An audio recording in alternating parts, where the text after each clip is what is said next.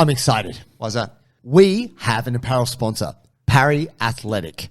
Such good gear, and it's incredible. I've been enjoying it. Bro, George came through, messaged us on the Instagram, said he's been following our program for ages. He's getting stronger and more mobile, and he's got this cool gear company called Parry, and he wants to send us some stuff. And he told me that his mission was to create the best pair of training shorts ever. Yeah, he wanted something that he could lift and roll in, and that could accommodate thick, muscular thighs and hips. And that suits us. Speaks to us. Also, what I like is I love the colorful design. It actually looks really cool. I am the most colorful dude on the mats these days, hands down. Yeah, you get that kind of expression feel. A lot of other jiu-jitsu gear is kind of a bit boring. Yeah, it's all like grays and blacks and shit. This stuff is the color and the vibrancy. It makes you stand out. And I think the thing that I've loved about it is just it feels good. It feels good. It looks good. And you, ladies and gentlemen, can get a discount when you go to checkout. If you go to parryathletics.com, when you go to checkout, put in the code Bulletproof20 and you get 20% off. Oh, yeah. Ladies and gentlemen, welcome to another Bulletproof for BJJ podcast. I'm JT, and I'm here with the irrepressible Joseph Worthington. Good morning, people. Thanks for joining. You need to come up with some new names for me, bro. I do, but I'm hearing some of these for the second, some third time. Yeah, fourth time. It's universal. No, I think it's because when I think of you, I associate certain names. I mean, there's only so many qualities one can embody. Tough. Possess, I mean, if you will. There's only so many AKAs someone can go by. I mean, I could make up countless others, but then it wouldn't be true. Yeah. It'd be inauthentic. Yeah, I can appreciate some might that. Say. I might just ditch the intro altogether and just jump into this piece. Dare you? Oh, how dare you? I will. My friends, even though, and Joe would, he laughs at this, we do occasionally, even though we have strong opinions, change our minds on things over time. It's possible. Say it's not so. You have the flexibility to change your mind. Yeah, I mean, look, I mean... We're talking about knee braces. No, we're not. That has been established, and that's not going to change. Because that's the thing. You form an opinion based on the facts you have at the time or your experience. And then as you go along the journey, maybe different things, whether it's jiu-jitsu, life, you think, oh, actually, I'm going to try this thing. Oh, actually, that kind of worked. I used to think it was bullshit, and now it's like, there is some utility to that, or it surprises you, whatever it might be, whether it's an exercise, a supplement, a certain behavior. And we have had lots of experience, but we have also changed our minds on a couple of things where maybe previously we thought something was not effective or not good, having given it a bit of a run and gone, actually. Or vice versa. We thought it was good. I thought it was good, and then went, oh, no, that's lame. It seems silly that you kind of have to provide this sort of explanation of, hey, we might have actually changed our mind on some things. Like, it's so normal, right? Of course. Like, you make decisions and opinions based off the information you have. But that's my identity, Joe. That's I right. hate soy products. Well, that's right. So, whatever. It's we could probably do more of this. But yeah, it was a good one. I'll give you one thing I've changed my mind on, and this is I probably changed my mind on this a few years ago, and this was bodybuilding as a form of training being effective. Right. And particularly for jiu-jitsu. Right. That's the context. Yeah. So when I started my gym and those sort of formative years, for me, it was all about strength. And so, to kind of paint a simple picture for folks who maybe don't know the difference between the two, the strength realm is really like strength is really more of a neurological thing. It's about intensity, like lifting something as like really heavy. Yes. Basically the ability to do so. Whereas bodybuilding, if you look at bodybuilders, they're not interested in lifting heavy stuff. They're interested in growing muscle. Yeah. Yeah. And so it's a different style of training. The bodybuilding stuff is normally higher reps and it's normally training to fatigue and that kind of thing. Whereas strength work is more about like 1, 3, 5 reps, heavy shit, heavy efforts, even with the body weight work, right? Holding like a static position for 10 seconds, whatever. Like you can say that a lot of just sort of athletes, men and women, go through in their early formative years a period of bodybuilding. Yeah. I know I did it. Want to get jacked? You want to get jacked. You're like muscle. 16, you start going to the gym and you're like, hey, what's Muscle Fitness Mag telling me to do? Guess who gave me a text message? Our boy, Adam. Adam Charles has gone, bro, I want to get jacked. Nah. Yeah. Oh, he's in America, isn't he? Yeah, he's coming back. Could you imagine him with like 10 or 20 kilos of muscle? Oh, bro, it'd be amazing. Frightening. You're frightening. Bro. Legs that long. Oh, my that God. And height on the guy. Jesus, next Usain. But everyone wants to get jacked. Right. Right? So show me the 12 months of dedicated training. And eating. Yeah. So here's the deal, right? I always kind of just figured that, like, man, strength is the underpinning thing. Like, being stronger, you don't have to change your body. You don't have to get bigger. You accumulate more ability to shift force. Get better with what you got. Yeah. And bodybuilding is kind of vain in its it's training for muscle growth. And it's like, whatever, like, it's whack. Like, and so I think for me, there was an identity thing there. Sure. And I can look back very clearly about, yeah. But if you look at a lot of athletes, as I was sort of beginning to say before, a lot of people go through this kind of classic years of bodybuilding. I remember seeing someone talk about it in regards to CrossFit. Okay. And they were saying that a lot of the top guys in CrossFit at the time that they were making this observation, Rich Froning, Jason Kalipa, these guys who are all specimens, right? Incredible physiques. Yeah. Pretty much were all bodybuilding to some degree before they got into CrossFit. Yeah. He's like, CrossFit didn't make their body look like that. No, they were kind of bodybuilders before they they were pushing weights, doing the thing, building mass, and then they're like, hey, I'm into this new thing. And it's the burpees and shit. Let's do double unders. Yeah.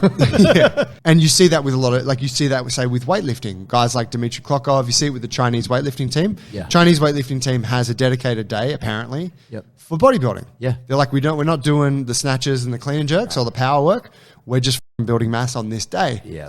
And, it's in our program now, right? We've got Swole. Yep. And even in standards, we've got elements of bodybuilding in there because we've both recognized this thing is actually quite beneficial. Now, where I've come around to it being quite beneficial for jiu-jitsu is that, like, one of the things I never liked about bodybuilding is that it's often training a muscle only through partial range of or a joint through partial range of motion. So you're not, you never see bodybuilders like fully locking out and doing it. It's usually... Well, they want to keep a degree of tension, right? So that's right. It's all on the muscle. The time under tension actually creates stimulation for growth, but not actually functional movement. Exactly.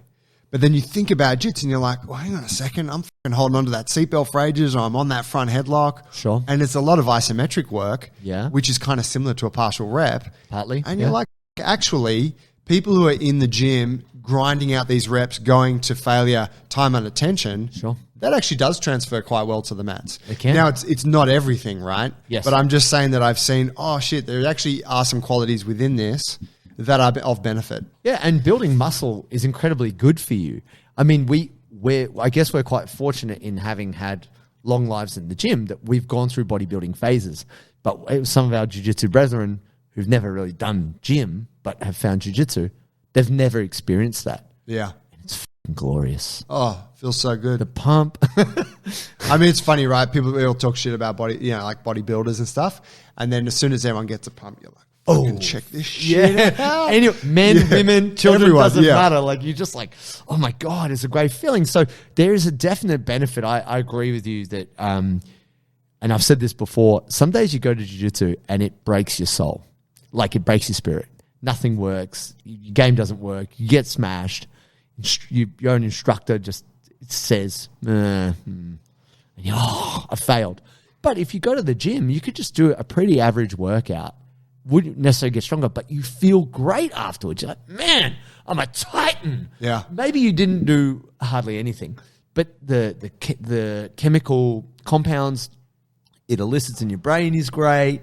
It's great for self-esteem. There's so many positive aspects to doing bodybuilding style training. Yeah, for sure. I'm with you. It's a My good guy. thing. So yeah, that's one for me. What do you got? Man, speaking of bodybuilding, creatine. So, for a long time, Captain Creo these days. That's me, bro. 10 grams a day. Easy, baby. I used to kind of just...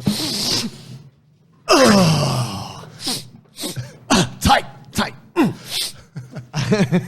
Tuco. JT Tuco. That's me. Here's the thing. I had read a study saying that creatine, its most effective audience was men over the age of 35. Okay. Yeah, but it's the reason why it's so effective is it just translates very quickly to ATP in your muscles. Right. So, the general benefit is you get 2 extra reps or 3 extra reps. But cumulatively, that compounds, right? Yeah. You're taking creatine consistently, you're doing more reps every set over periods of time, you're going to get gains. Also, it makes you look a bit more jacked because you retain a bit more water. So the muscles plump out a bit more. So people are like, dang, you're looking jacked. You're like, creatine, boy. Now, there's naturally occurring levels of creatine in steak and most kinds of red meat. And it's a trace element in many other different... But if obviously in grass and shit. Yeah. In the steak. Yeah, right. So you creatine monohydrate. That's what I'm talking about specifically. So I'm being very general here. Don't crucify me, my much better educated nutrition friends. But I used to think it was whack. I was like, no, it's a gimmick. People are just getting pumped for money for supplements. Because I always felt like if you had a really good diet, what difference does that make, And I'll be honest, since I probably June of last year started to take a little bit of creatine, and then I started to read studies of high-dose creatine. Like I was taking a gram or 2 a day. And then I started reading these studies about 5 to 10 grams, depending on how big you are as a human. I was like, whoa, that's way better. So I started taking 5 grams in the morning, 5 grams at night, and I was like, wow, I feel much better, much stronger going to the gym. When I say stronger, I was like, I've just got more fuel here. I'm working. So that was a big change for me because I just never touched it really before. So creatine was a big deal.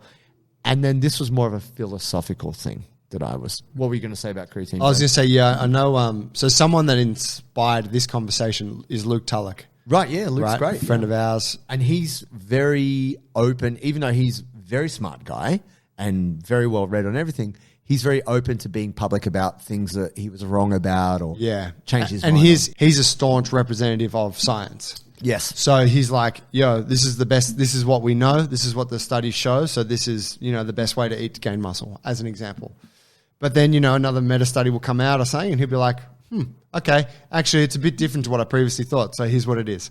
So he's like kind of really riding that kind of forefront in a way, or that knife's edge with it. But he's like, man, creatine is like the most widely studied of all supplements, and it's cheap, and it's like there's no downside to it, and he's like, yeah, it works well pretty much for anything. Yeah, it's like whatever you want to do, you want to perform better, you want to look better. I think there's even other kind of lifestyle factors that improve by using it. They're saying it's actually recently proven to have like cognitive benefits in terms of people's reaction time and retention. Wow. Which is very interesting. But anyway, soy protein. Laugh it up, soy boys. Now, this is probably a Charles Poliquin hangover, but also a little bit, there was a point in time where soy products very much hated on because there was a time when I think Monsanto did a bunch of gene editing stuff to a bunch of soy products and it went out into public distribution and no one knew it was genetically modified. Right. So people are like, yo, soy is evil. Soy gives you cancer, all this stuff. My major beef with soy has been that people will talk up soy protein. It's just cheap, right? And my question, or the thing that I thought was not so good, was it was not very bioavailable, which meant you could put the soy protein in your mouth in whatever form you were taking it, but you would not necessarily absorb it in your gut, into your bloodstream, into your muscles. Right. So there's plenty of things out there where you take it, but it's just going down the toilet. But then I started to do a bit of research. I was out for some confirmation bias. I was like, I want some sweet confirmation bias. Give me all the research that shows soy is bullshit. And I found like 4 studies saying, oh, no, actually, soy protein is one of the most bioavailable proteins there is. And I was like, God damn. Okay. I'll still keep searching. No, it's just like, the study was like 2017 showing that soy protein is on a similar par to egg protein. Oh, wow. It's like, it's cheap. You can get it organically now. Yeah. And it works. Yeah. God damn it, soy protein, you got me. I mean, yeah, and you can look at, I'm sure like parts of China have Japan. lived on the protein from soy Yeah. for generations. Generations, man. So Yeah, it's always copped to. So tell me this, and I don't know much about it, but it's always copped a bad rap for the estrogenic factor. estrogenic elements. Yeah, so the idea there being that it elevates your estrogen levels when you consume it? Now, I can't cite studies off the top. I can just talk generally based off the kind of common myths and pre and post conceptions was that there's an associated vegetarian or vegetable-based estrogen effect from soy. So they were like, if you take soy, then that will up your estrogen levels in a guy. Right. But actually, they haven't. Which kind of acts in contrast to your testosterone. Yes. And the way the dude said that is like, oh shit, I'm going to start to turn into a chick. I'm going to be a woman. Yeah, I'm going to grow boobs. Right, but that's kind of the simple like napkin But the funny thing analysis. about it is, this is just to the side, your body will, like, if you're really high testosterone, it's not like you're low estrogen. Yeah, you right. will have high estrogen as well. Your Yeah. body will produce more estrogen to try and match your testosterone. So if you're an alpha dude and you're eating bull's testicles, your body's going to produce a shitload of estrogen to try and balance that shit out, right? So, but I think the kind of conclusively they hadn't shown that if someone had a high soy diet, they also had obscene estrogen levels. Like they were showing that like more medications and other drugs and pollutants and things elevated estrogen levels higher than any kind of a soy product. Yeah, right. So, yeah, there was a time when, and I mean, rest in peace, Charles Poliquin, also busted for administering steroids to his athletes. And Charles was lean till the day he died, you know. He took it to the grave. He was ripped, you know. He was jacked, even at age 54 or whenever he passed away. His dichotomy was, the more testosterone, the better estrogen. That's for pussies. Yeah. When actually, that's not necessarily as simple as it works black and white. Yeah, okay. Fair call. I remember listening to Derek, More Plates, More Dates. Yeah, sure. It's interesting that the guy doesn't have a last name. I think it was... What do you mean? That is his... More Plates is his middle name. More Dates is his last name. Come on, he's French-Canadian, bro. Give him a break. So culturally insensitive. When he was on Rogan, he was saying how the majority of steroids now on the market come from soy and sweet potato. And it was just an interesting fact, assuming that it is.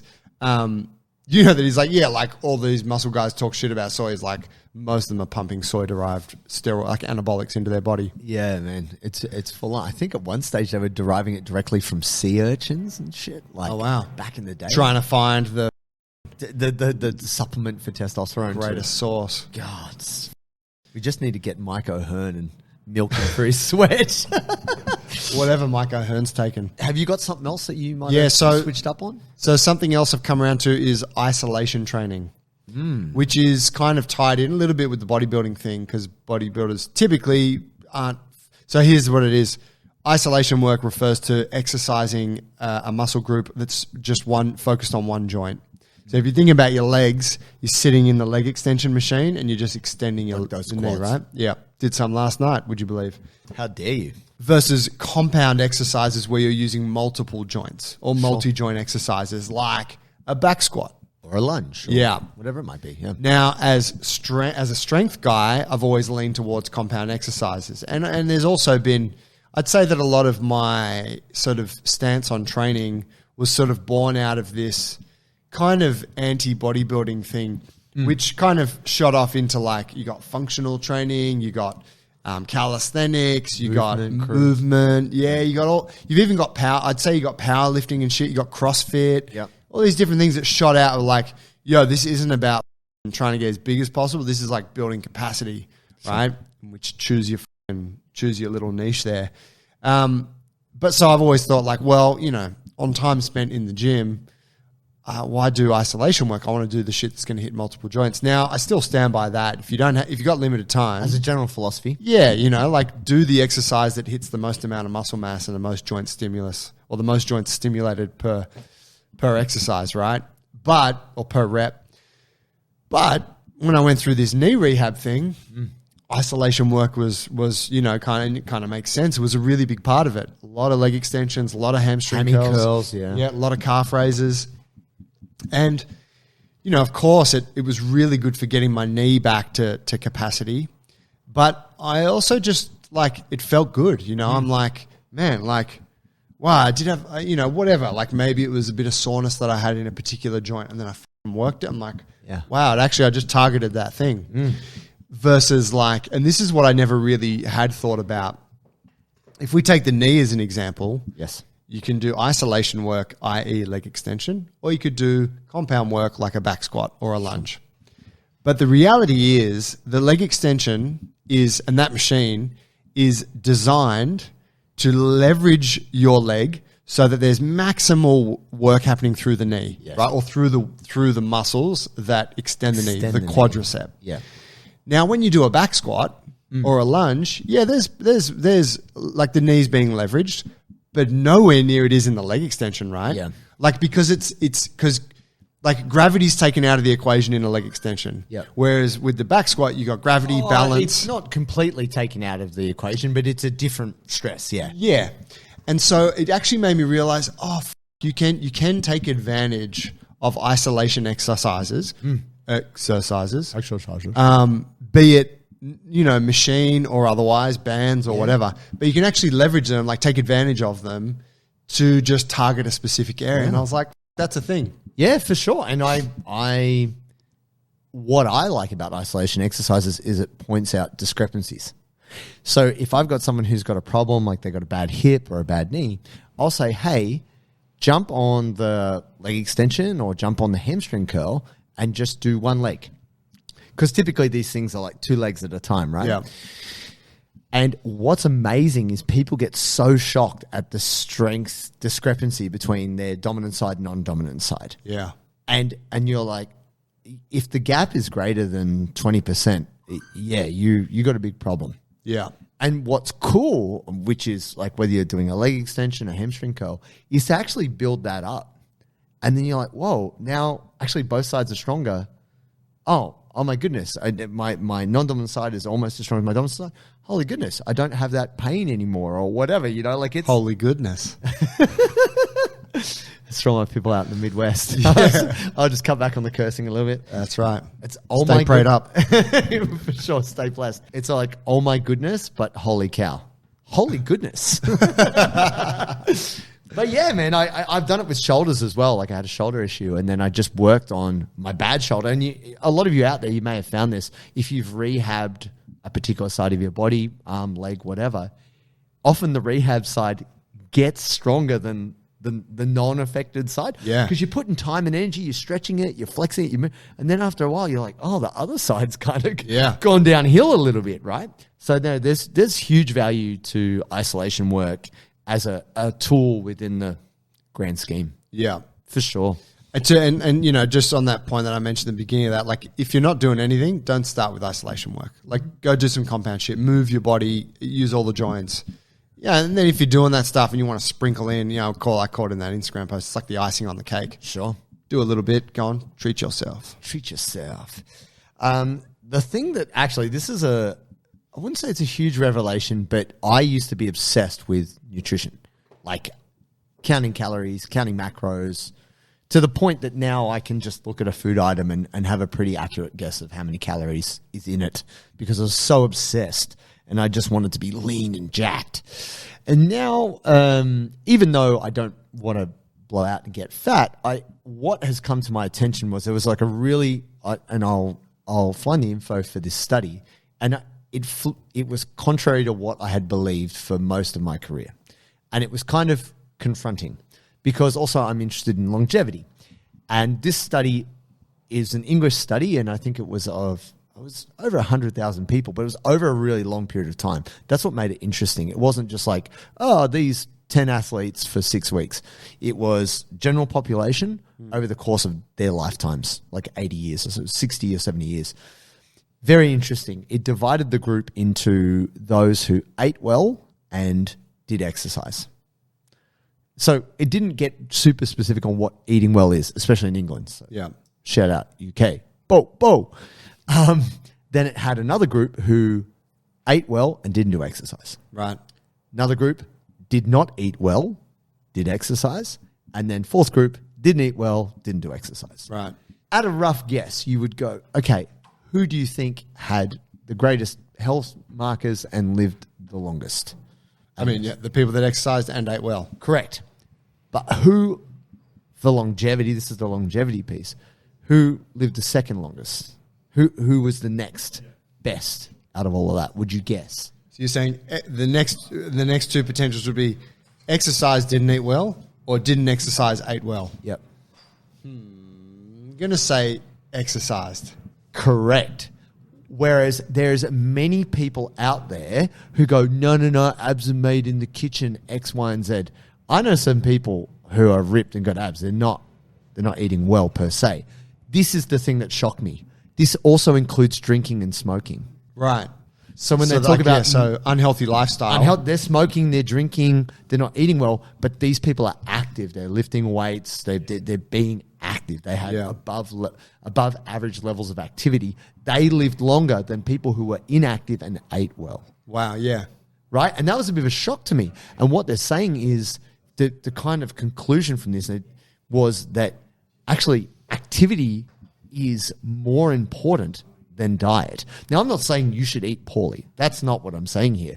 But for me, on days when I'm like, because here's another thing too. There's the nocebo effect, and people think this is a bullshit thing, but you have placebo where you think it's good, therefore it's good, even if it's not. Yeah. There's also the fact that if you think something's bad for you, even if it's not, it will be bad for you because you believe it's bad for you. Yep. It's the pure belief of the thing. Yeah. Now, let's say, for example, let's say you're on a road trip. You're on a road trip. McDonald's happens to pop up. Well, you remember you were saying like Christmas Day, like, oh yeah, yeah. But Joey had a specific story. We said this in the catch up where people got you couldn't do the family thing. There was COVID and everything was shut. Everyone, right? Yeah.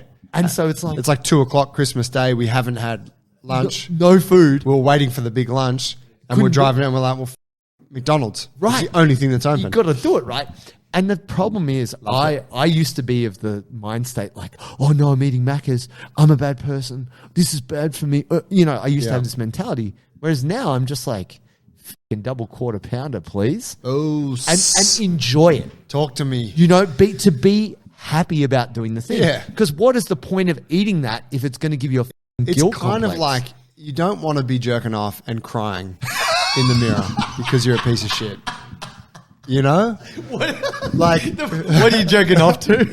Just whimpering in the bathroom, Gordon, late at night, just bawling your eyes out. You just love it.